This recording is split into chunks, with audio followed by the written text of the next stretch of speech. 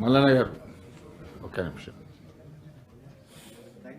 ఇప్పుడు దేవాలయాల విషయానికి వస్తే మనం మేజర్గా మాట్లాడుకుంటుంది యాదగిరిగుట్ట, లేదంటే వేములవాడ, లేదంటే గురించి మాట్లాడుకుంటున్న ప్రాంతాల్లో ఉండేటువంటి పోచమ్మ కానీ, ఎల్లమ్మ కానీ, మైసమ్మ కానీ ఒకప్పుడు ఆ ఊర్లోకి ఎంటర్ అవుతూ ఉంటే ఆ ఊరి పొలిమేరలో ఉన్నటువంటి దేవతను మొక్కి మాత్రమే ఊర్లోకి పోయేటువంటి ఒక ఆనవాయితీ ఉండేది అధ్యక్ష.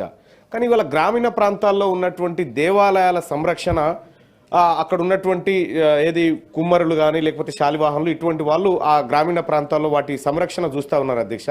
మిగతా ఆలయాల్లో లాగా వాటికి కూడా ప్రభుత్వం కొంత చేయూతను అందిస్తే ఆ ఆలయాల అభివృద్ధి అక్కడ భక్తుల మనోభావాలను గౌరవించే విధంగా ఉంటుందని చెప్పి నేను తమరి ద్వారా రిక్వెస్ట్ చేస్తా ఉన్న అధ్యక్ష. ఆ విషయాన్ని పరిశీలించాలి. ఇంకొక చిన్న విషయం అధ్యక్ష, ఇప్పుడు దేవాలయాల విషయంలో చాలాసార్లు కూడా ఇప్పటిదాకా మనం మాట్లాడుకున్నాం. ఒక ఇరిగేషన్ మంత్రి గారు కూడా ఇక్కడే ఉన్నారు. ఇది ఇద్దరికి సంబంధించినటువంటి అంశం అధ్యక్ష.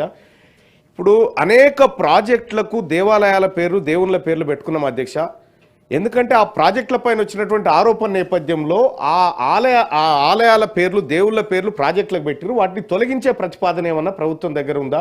ఎందుకంటే కాళేశ్వరం పేరు పెడితే అది కొంత అవినీతిలో ఉంటే దేవుళ్ళకు కూడా బదనాం అయ్యేటువంటి అవకాశం ఉంది. సరస్వతి అని చెప్పి లేకపోతే ఇంకా కొన్ని పెట్టిరు అధ్యక్ష. సో వాటి ప్లేస్లో, ఎందుకంటే వాటిని దేవుళ్ళ విషయంలో కొద్దిగా ఆ అంశాన్ని పరిశీలించాలి, దేవుళ్ళని విముక్తి చేయాలి అధ్యక్ష.